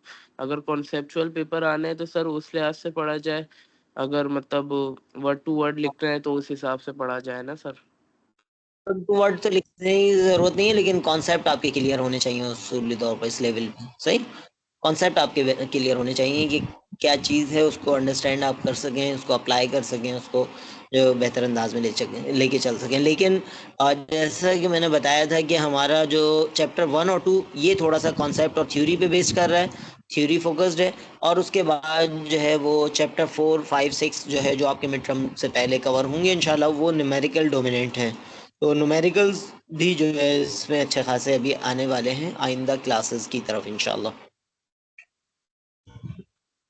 अच्छा जी, अब जो एक और किस्म हमारे पास आ रही है वो है money market versus capital market. इन दोनों टाइप्स के अंदर जो डिफरेंस है, the financial markets in which funds are borrowed for short period एक मुख्तसर मुद्दत के लिए less than 1 year, mostly less than 1 year जो है वो अगर आपको फंड्स की ज़रूरत पड़े, ये चूँकि अब फाइनेंशियल मार्केट्स फोकस्ड है, यानी ये फिजिकल मार्केट के हम बात नहीं कर रहे, अब जो है ये स्पेसिफिकली बात कर रहे हैं फाइनेंशियल मार्केट्स की सब टाइप है ये, सही है। मनी मार्केट जो है ये फाइनेंशियल मार्केट की सब टाइप है।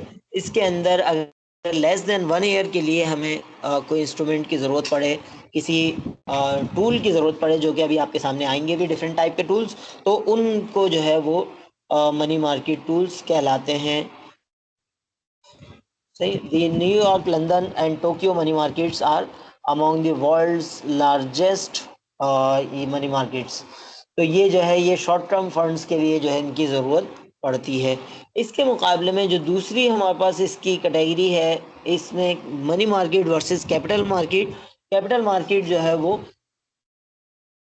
मोर देन 1 ईयर यानी इंटरमीडिएट एंड लॉन्ग टर्म को जो है वो फोकस कर रही होती है कैपिटल मार्केट। यानी मिसाल के तौर पर यहाँ पर अभी एग्जांपल्स आपके सामने आएंगी तो बात समझना आसान हो जाएगा। Both money market and capital markets are two different types of financial market. ये दोनों जो है फाइनेंशियल मार्केट्स की ही सब टाइप्स हैं, और शॉर्ट टर्म और लॉन्ग टर्म। अब ये जैसे हमारे सामने एक टेबल आया, और डिफ्रेंसिएशन के लिए कोई भी सवाल हमारे पास हो तो उसमें दो चीज़ों में डिफ्रेंशिएट करना है, तो उसके लिए टेबुलर फॉर्म काफ़ी बेहतर रहती है, इजी टू अंडरस्टैंड होता है, इजी टू कम्युनिकेट होता है, और इसमें जो है वो हम आ, आ, इसको हम जो है वो इजी टू अंडरस्टैंड कर सकते हैं। डेफिनेशन जैसे कि यहाँ पर it is the part of financial market where lending and borrowing takes place for short term up to 1 year. 1 साल तक के लिए जो है वो मनी मार्केट के अंदर इंस्ट्रूमेंट्स की खरीदो फरोख्त हो रही होती है, या एसेट्स को जो है वो हम प्रोमिसरी नोट जैसे इसकी एग्जांपल है, नॉर्मली 6 महीने के लिए या इसके अराउंड, या bill of exchange, commercial paper, T bills. T bills जो है वो जैसे ट्रेजरी बिल्स इन्हें कहा जाता है। गवर्नमेंट को अगर लॉन्ग टर्म फंड्स की ज़रूरत हो तो वो उस सूरत में बॉन्ड्स जारी करती है, जैसा कि आपके सामने यहाँ पर बॉन्ड्स हैं। लेकिन अगर शॉर्ट टर्म फंड्स के लिए ज़रूरत हो तो उस सूरत में टी बिल्स जो है वो ट्रेजरी बिल्स या टी बिल्स जो है वो जारी किए जाते हैं। इसके मुकाबले में कैपिटल मार्केट जो है इक्विटी शेयर्स, जिनको आप नॉर्मल शेयर कहते हैं या जिनको जो है वो आप शेयर्स कहते हैं, स्टॉक भी कहते हैं, तो वो जो है ये इसमें शुमार होते हैं। फिर इसी तरह प्रेफर्ड शेयर हैं, बॉन्ड्स हैं, तो ये सारे जो है, या डिवेंचर हैं, ये सारे जो है कैपिटल मार्केट हैं। Normally longer term more than 1 year के लिए ये इंस्ट्रूमेंट शुमार होते हैं। ठीक? इसके इंस्टीट्यूशंस विद इन मार्केट जो है, money market contains financial banks, the central bank, commercial banks, financial companies and chit funds. ये डिफरेंट टाइप के जो है वो कंपनीज या इदारे जो है इसमें एक्टिव होते हैं। और कैपिटल मार्केट में कुछ ऐसे हो सकते हैं जो वहाँ भी एक्टिव हैं, यहाँ भी हैं। जैसे आप देखें ये कमर्शियल बैंक यहाँ पर भी आ रहे हैं और यहाँ पर भी आ रहे हैं। जैसे it involves stock brokers, mutual funds, under writers, individual investors, commercial banks, stock exchange, insurance companies. तो ये कैपिटल मार्केट के जो डिफरेंट प्लेयर्स हैं, ये बेसिकली जो है ये मोर देन 1 ईयर वाले इंस्ट्रूमेंट्स के अंदर खरीदो फरोख्त कर रहे होते हैं। मार्केट की नेचर के एतबार से दोनों का डिफरेंस जो है वो, मनी मार्केट आर इनफॉर्मल निस्बतन, यानी यहाँ पर डॉक्यूमेंटेशन उस तरह, प्रॉपर एग्रीमेंट्स और बहुत सारी उस तरह की चीज़ें आमतौर पर नहीं होती जितनी के कैपिटल मार्केट के अंदर प्रॉपर होती है, मोर फॉर्मल है। लॉन्ग टर्म का मामला है तो लोग ज़्यादा मोहतात होते हैं, और होना भी चाहिए। मार्केट लिक्विडिटी का मतलब ये है कि आपको इसको कैश में कन्वर्ट करना है, तो उस सूरत में जो है इन इंस्ट्रूमेंट की सिचुएशन क्या है। तो ये लिक्विड, मोर लिक्विड होते हैं जो मनी मार्केट के इंस्ट्रूमेंट्स हैं, टी बिल्स हैं, कमर्शियल पेपर्स हैं, प्रॉमिसरी नोट है, ये निस्बतन ज़्यादा लिक्विड हैं। आप इनको खुला करा सकते हैं, इनको कैश में कन्वर्ट इजीली कर सकते हैं। इसके मुकाबले में जो कैपिटल मार्केट के इंस्ट्रूमेंट्स हैं वो कंपैरेटिवली लेस लिक्विड होते हैं, आप उनको जो है वो इजीली कैश में कन्वर्ट नहीं कर सकते। और सर मैच्योरिटी शॉर्ट पीरियड जो टर्म है, लोन्स वगैरह जो है वो भी मनी मार्केट में आते हैं। बिल्कुल शॉर्ट टर्म जो है, जैसे आप बैंक से फाइनेंसिंग लेते हैं तो मुराबाहा या इस तरह की जो फाइनेंसिंग होती है वो लेस देन 1 ईयर होती है, तो वो मनी मार्केट के अंदर आएगा। आप घर वगैरह के लिए फाइनेंस लेते हैं या फैक्ट्री लगाने के लिए फाइनेंस लेते हैं, उसकी बिल्डिंग खरीदने के लिए, तो वो नॉर्मली 25 साल, 20 साल, 30 साल और 10 साल पे मुश्तमिल होती है, तो वो शॉर्ट टर्म नहीं होती है, लॉन्ग टर्म होती है, तो वो कैपिटल मार्केट इंस्ट्रूमेंट्स के अंदर शुमार हो सकता है। ठीक है, तो लॉन्गर होता है, मेच्योरिटी पीरियड जो है वो इसका कैपिटल मार्केट का लॉन्गर होगा। रिस्क फैक्टर जो है, risk involve in is low. जो मनी मार्केट में रिस्क इन्वॉल्व है वो कम है, लो है, और कैपिटल मार्केट में कंपैरेटिवली रिस्क हाई होता है। सही। इसी तरह यानी आप अगर ऑब्जर्व करें, शेयर्स का जो रिस्क है वो बहुत ज़्यादा हाई होता है, क्योंकि अभी इसको जो है वो हम डिफरेंट उसको देखते भी हैं। अच्छा, अब यहाँ पर जो है ये हमारे पास एक टेबल दिया है, लेकिन वो टेबल जो है वो अभी कंप्लीट नहीं है, तो टेबल 2.1 हम डायरेक्ट जो है वो बुक के अंदर देखते हैं ताकि हम ज़्यादा बेहतर इसको अंडरस्टैंड कर पाएँ। बुक के अंदर अगर हम जाएं और उसके अंदर ये चैप्टर अगर ओपन करें, और ये चैप्टर ऑलरेडी आप लोगों के एलएमएस पे अपलोड कर दिया गया है, तो वहां से भी आप इसको जो है वो chapter number 2, book fundamental of finance, और इसमें जो है वो अगर आप इसको ऑब्जर्व करें, ऑलरेडी इस फिगर को हम डिस्कस कर चुके हैं। अब आप जब इस चैप्टर को पढ़ना चाहेंगे तो बहुत आसानी से पढ़ लेंगे, क्योंकि ऑलरेडी इसका कुछ पोर्शन हम डिस्कस कर चुके हैं। ये वो टेबल है जो वहाँ पर पार्शली आपको नज़र आया था। अब इस टेबल को अगर हम देखें, ये इंस्ट्रूमेंट का नाम है यूएस ट्रेजरी बिल, चूंकि ये यूएस की लिहाज से लिखी गई किताब है, तो उसके कॉन्टेक्स्ट में आप पाकिस्तान का ट्रेजरी बिल भी ले सकते हैं। ट्रेजरी बिल का मतलब ये है कि जो गवर्नमेंट जो है वो जारी करती है, लेकिन नॉर्मली 6 महीने या उससे कम के लिए होता है। सही। मनी, इसकी मार्केट कौन सी है? दो ही मार्केट हम यहाँ पर डिस्कस कर रहे हैं फाइनेंशियल मार्केट के पॉइंट ऑफ व्यू से। मनी मार्केट, शुरू के 5 इंस्ट्रूमेंट जो है ये मनी मार्केट के हैं, और उसके बाद सारे इंस्ट्रूमेंट्स जो है वो कैपिटल मार्केट के हैं। Sold by US treasury to finance federal expenditure, अपने जो गवर्नमेंट के अखराजात हैं उनके लिए जो है वो यूएस गवर्नमेंट इसको जारी करती है। Default free, close to riskless, riskiness. अब इसमें जो आप देखेंगे ना, जो इसकी प्राइसिंग मैकेनिज्म है, यहाँ पर इंटरेस्ट है, क्योंकि ये कन्वेंशनल टर्म में या सूदी बुनियादों पर है, और विद इन शरिया बाउंड्रीज भी जो है वो बहुत सारी चीज़ों के ऑल्टरनेट मिल सकते हैं, लेकिन ज़रूरी नहीं है सबके मिले। तो रिस्कीनेस जो है वो इसमें जितना कम रिस्क होगा उतना जो है वो कम रिवॉर्ड होगा, कम रेट होगा। रिस्कीनेस प्लस मेच्योरिटी, ये दो चीज़ें जो है, ओरिजिनल मेच्योरिटी, इन दो चीज़ों की बेस पर जो है वो रेट जो है वो डिफाइन होता है। तो जितना रिस्की है, जितना कम रिस्की है, और जितना करीब उसकी मेच्योरिटी है, वो जो है वो उसके हिसाब से उसका रिवॉर्ड उतना ही कम है। जैसे जैसे आप आगे देखते जाएंगे कि वो रिस्कीनेस बढ़ती जाएगी या ओरिजिनल मेच्योरिटी बढ़ती जाएगी, तो उसका रिवॉर्ड भी जो है वो निस्बतन बढ़ता जाएगा। तो इसको जो है वो आप यहाँ ऑब्जर्व कर सकते हैं। ये डिफरेंट इंस्ट्रूमेंट्स हैं। इसमें प्रीफर्ड स्टॉक का आ गया, और फिर उसके बाद कॉमन स्टॉक का आ गया। कॉमन स्टॉक यानी नॉर्मल शेयर, जो आप किसी कंपनी के शेयर्स खरीदते या बेचते हैं, तो उसमें रिस्क अनलिमिटेड है। सही। जनरली रिस्कियर देन बॉन्ड, और सारी चीज़ों से ज़्यादा, सबसे ज़्यादा रिस्की कौन सा है? कॉमन स्टॉक है। तो इसलिए इसका जो रिटर्न है वो डिफाइंड ही नहीं है, या तो बहुत ज़्यादा रिटर्न हो जाएगा या बहुत कम रिटर्न हो जाएगा। और इस सिलसिले में बड़े मज़ेदार एक चीज़ जो है वो मुझे मिली थी, मैंने चाहा था कि उसको फाइनेंस के कोर्सेज के अंदर डिस्कस किया जाए, तो मैं इसको बल्कि रिकॉर्ड कराता हूँ। अच्छा,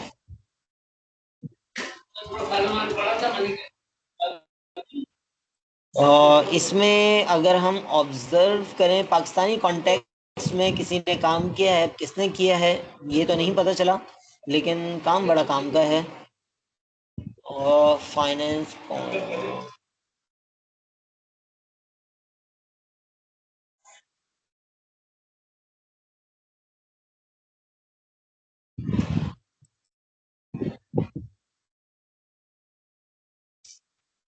और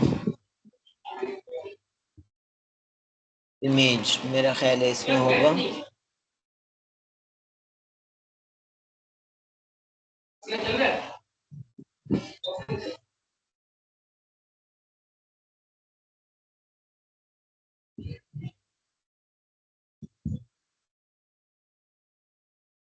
ये डायग्राम आपके पास मेरे ख्याल में आ गई है। अच्छा, ये टाइप ऑफ कॉर्पोरेट फाइनेंस नहीं, ये वाली डायग्राम नहीं है। और नहीं, ये भी नहीं है।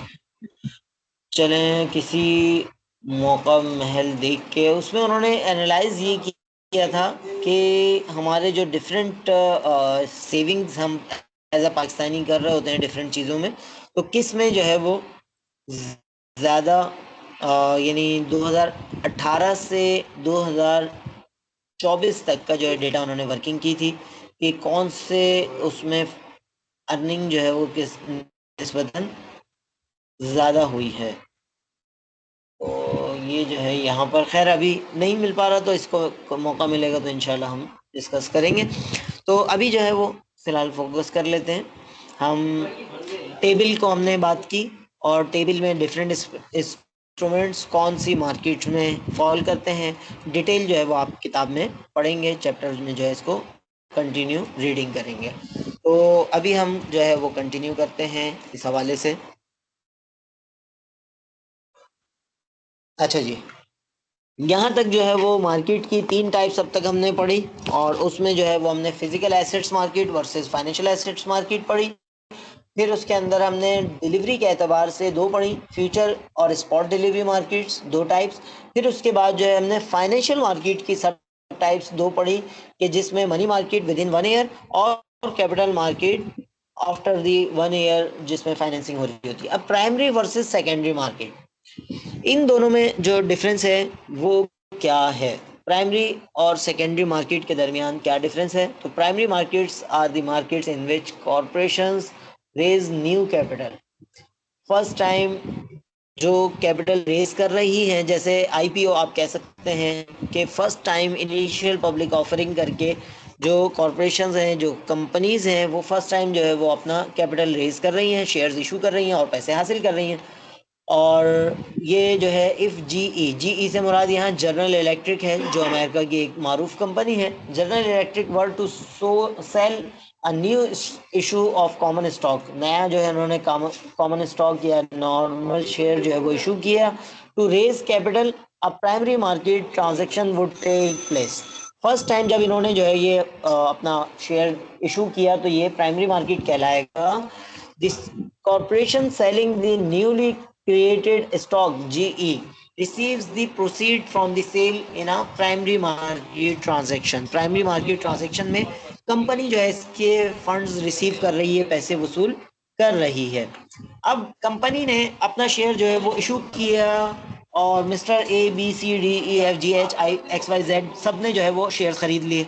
अचानक मिस्टर डब्ल्यू को या मिस्टर वाई को जो है वो अपने फंड्स को वापस लेने की ज़रूरत पेश आ गई। वो कंपनी के पास आए कि भाई मैंने जो आपके शेयर्स खरीदे थे, मुझसे गलती हो गई, मुझे पैसों की ज़रूरत है, आप ये शेयर्स वापस लें और मुझे मेरे फंड्स वापस दें। तो कंपनी उनसे कहेगी कि भाई अभी हम आपसे फंड्स वापस नहीं ले सकते, हमें हमारा काम करने दो। तो इसके लिए एक और मार्केट जो है वो वजूद में आती है, जिसको हम सेकेंडरी मार्केट कहते हैं, जिसको फाइनेंशियल मार्केट की ही सब टाइप्स में आप कह सकते हैं। Secondary market are markets in which existing already outstanding securities are traded among investors. अब उनसे कहा जाएगा कि मिस्टर वाई, मिस्टर डब्ल्यू, जो भी आप अपना स्टॉक बेचना चाह रहे हैं, बजाय कंपनी को वापस बेचें, आप जो है वो किसी और बायर को तलाश कर लें कि जो आपसे ये स्टॉक खरीदने के लिए तैयार हो जाए। तो ये सेकेंडरी मार्केट कहलाती है। Already existing stock, outstanding stock जो है वो उसकी खरीदो फरोख्त हो रही होगी। सही, जैसे कि इन्होंने यहाँ पर एग्जांपल दी है कि इन्होंने एक साहब हैं जिन्होंने 1000 शेयर खरीदे थे जनरल इलेक्ट्रिक के। The purchase would occur in the secondary market, इन्होंने जो है वो stock exchange, New York stock exchange से जो है ये शेयर्स खरीदे किसी और इन्वेस्टर से, जनरल इलेक्ट्रिक के बजाय किसी और इन्वेस्टर से। तो ये जो है ये सेकेंडरी मार्केट की एग्जांपल हो गई। क्लियर है प्राइमरी वर्सेस सेकेंडरी? सर जरा सेकेंडरी दोबारा समझा देंगे?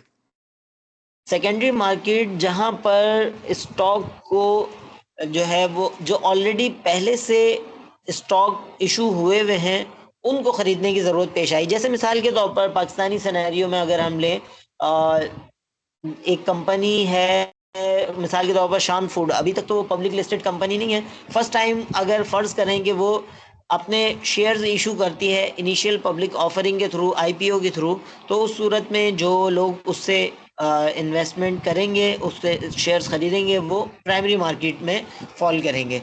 अब उनमें से जो इन्वेस्टर हैं उनमें से कोई अपना स्टॉक आगे बेचना चाह रहा है किसी थर्ड पार्टी को, तो ये सेकेंडरी मार्केट के अंदर होगा। स्टॉक एक्सचेंज की जो एग्जांपल हमने ली थी, स्टॉक एक्सचेंज बेसिकली इसी को शो कर रहा होता है कि इस वक्त कौन सी कंपनी के स्टॉक ज़्यादा खरीदे जा रहे हैं, कौन सी कंपनी के कम खरीदे जा रहे हैं। रियल लाइफ एग्जाम्पल के तौर पर ये वेबसाइट मैंने आपको बताई पाकिस्तान स्टॉक एक्सचेंज की, ये बता रहे हैं कि क्या सिचुएशन है कि स्टॉक्स जो है वो किसके खरीदे जा रहे हैं, किसके बेचे जा रहे हैं, स्टॉक मार्केट ओवरऑल ऊपर जा रही है या नीचे आ रही है। मिसाल के तौर पर यहीं पर अगर हम इसको देख लें, बीओपी बैंक ऑफ पंजाब की बात कर रहे हैं, इसी तरह पीटीसी, केईएल कराची, के इलेक्ट्रिक जो आप जानते हैं, के इलेक्ट्रिक लिमिटेड, ये उसका है। फिर एसएसजीसी, सुई सदरन गैस कंपनी लिमिटेड, इसके स्टॉक जो है वो निस्बतन इनमें प्राइस में अभी क्या प्राइस चल रहे हैं, 31 रुपये का प्राइस चल रहा है। इसमें जो है वो निस्बतन चेंज आया है और चेंज ग्रीन में है, तो ग्रीन यानी अपसाइड है। तो ये जो है ये मुख्तलिफ टॉप एक्टिव स्टॉक जो सबसे ज़्यादा खरीदे जा रहे हैं, टॉप अचीव एडवांसर्स जिनके प्राइस बढ़ रहे हैं, और टॉप डिक्लाइनर्स जिनके स्टॉक नीचे आ रहे हैं। तो ये जो है ये स्टॉक मार्केट की जो है ये सूरत हाल हमारे सामने psx.com.pk के ज़रिए आ रही होती है। तो ये जो है ये हमारे पास इसकी मार्केट वॉच आ रही है। ओवरऑल अगर हम तमाम स्टॉक्स को देखना चाहें तो यहाँ पर भी इसकी पूरी लिस्ट हमारे पास मिल सकती है। टोटल 443 स्टॉक्स जो है वो हमारे पास इस कैटेगरी के अंदर है, रेगुलर मार्केट के अंदर। और अगेन फ्यूचर मार्केट भी अभी हमने पढ़ी है ना, तो फ्यूचर मार्केट अगरचे इसमें यानी शरिया ऑब्जर्वेशंस हैं खासतौर पर फाइनेंशियल पॉइंट ऑफ व्यू से, लेकिन अभी जो है हम सीख रहे हैं और सीखने की हद तक जो है वो हम जानना चाहिए ताकि उससे ऑल्टरनेट साइड पे जाएं या उससे बच सकें या जो भी है। तो ये फ्यूचर मार्केट के भी जो है वो स्टॉक्स यहाँ पर अवेलेबल हैं और उसके भी अप साइड डाउन साइड, तो ये बहुत सारी चीज़ें हमें यहाँ आज के दौर में इसको सीखने के लिए मिल सकती हैं। सही, कौन से मंथ का, ये जैसे ये फ्यूचर का है, ये फरवरी की फ्यूचर का है, मार्च, और फिर इसी तरह फ्यूचर फरवरी भी मेरे ख्याल में अगले साल का होगा। तो ये जो है ये मुख्तलिफ जो है वो हमारे पास फ्यूचर मार्केट के भी स्टॉक्स यहाँ पर 103 स्टॉक जो है फ्यूचर मार्केट के अवेलेबल हैं जिसकी एक्टिवली ख़रीदो फरोख्त हो रही है, और रेगुलर मार्केट के 443 स्टॉक्स हैं। तो ओवरऑल 500 के अराउंड हम कह सकते हैं, 500-550 के अराउंड जो है स्टॉक्स हैं। और इसमें भी जो है टॉप एक्टिव जिनकी ख़रीदो फरोख्त हो रही है, जिनकी अपसाइड हो रही है, जिनका डाउन साइड हो रहा है, ये सारी चीज़ें हमें इन सिंपल एक वेबसाइट जिसका नाम है Pakistan stock exchange, government of Pakistan एक लिहाज से आप कह लें कि इसको कंट्रोल कर सकता है। तो ये जो है कि पूरा हमारे पास डेटा वहाँ से आ रहा है। सही बात हमारी हो रही थी कि इसमें सेकेंडरी मार्केट, तो सेकेंडरी मार्केट से मुराद जब एक दफ़ा कंपनी ने स्टॉक इशू कर दिया तो अब उसको दोबारा खरीदो फरोख्त जो है, जो आपस में खरीदो फरोख्त हो रही होती है, जैसे स्टॉक मार्केट की वेबसाइट हमने देखी, तो ये फाइनेंशियल मार्केट भी है और फाइनेंशियल मार्केट के अंदर सेकेंडरी मार्केट है। सही, और आईपीओ जो है वो फर्स्ट मार्केट होते हैं या प्राइमरी मार्केट होते हैं। तो उम्मीद है बात क्लियर हो गई होगी। और आसान एग्जांपल से समझना चाह रहे हैं तो मैं असल में उस तरफ जाना नहीं चाह रहा था, वो नॉर्मल मार्केट या फिजिकल मार्केट की एग्जांपल है, उसमें भी प्राइमरी और सेकेंडरी होता है। आप नया माल खरीदने जाएं, फर्स्ट हैंड खरीद रहे हैं तो वो प्राइमरी मार्केट है, और सेकंड हैंड खरीदने जाएं और पुराना माल खरीदने जाएं, जैसे होता है ना फर्नीचर भी पुराना मिल जाता है और दूसरी चीज़ें भी, गाड़ियां भी पुरानी मिल जाती हैं, तो वो सेकेंडरी मार्केट की एग्जांपल है। लेकिन यहाँ पर मैं चाह रहा हूँ कि आप फोकस करें फाइनेंशियल मार्केट्स को, जो कि हमारा मेन टॉपिक है आज की इस डिस्कशन का।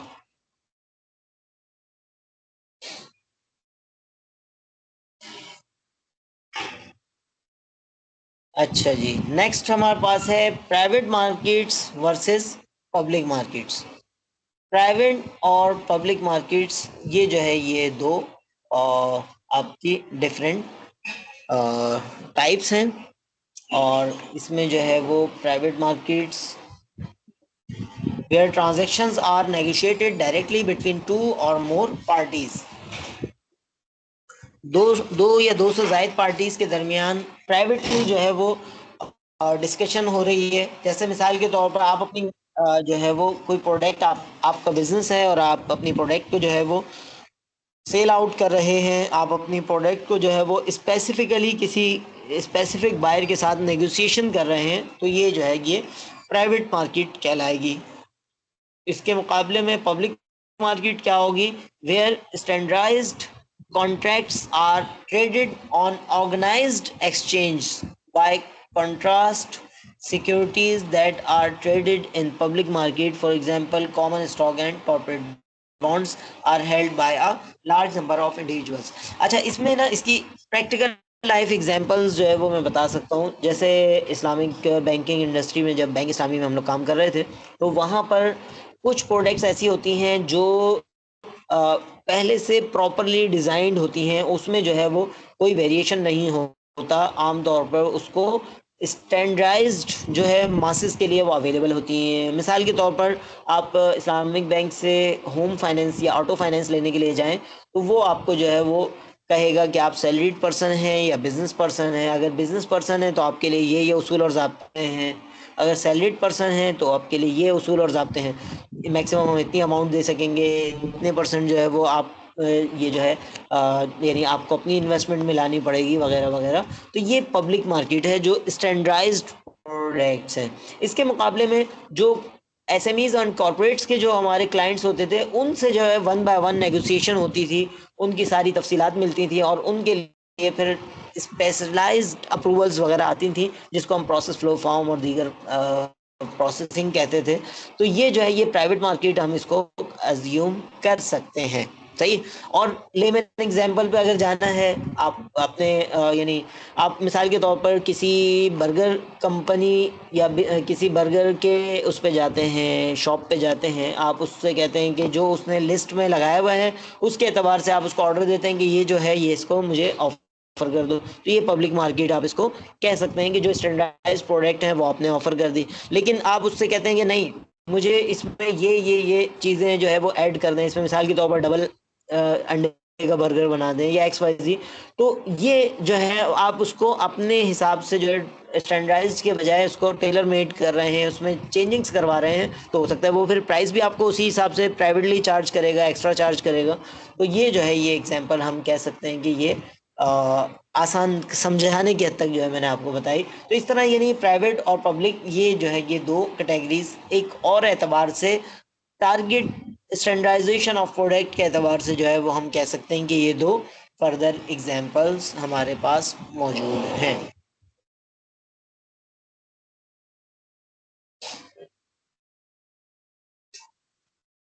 अच्छा जी, changing technology has transform financial markets. पहले ज़माने में क्या होता था, बहुत सारी चीज़ें, क्या तकरीबन सारी चीज़ें मैनुअल होती थी। अब जो है वो बहुत सारी चीज़ें टेक्नोलॉजीज़ के ज़रिए हो गई हैं और बहुत सारे काम जो पहले कई कई दिनों में जाके होते थे, अब वो घंटों मिनटों और बल्कि सेकंडों और लम्हों में होने लग गए हैं। लेकिन हमारी स्टॉक मार्केट जो है वो T+2 पे चल रही है।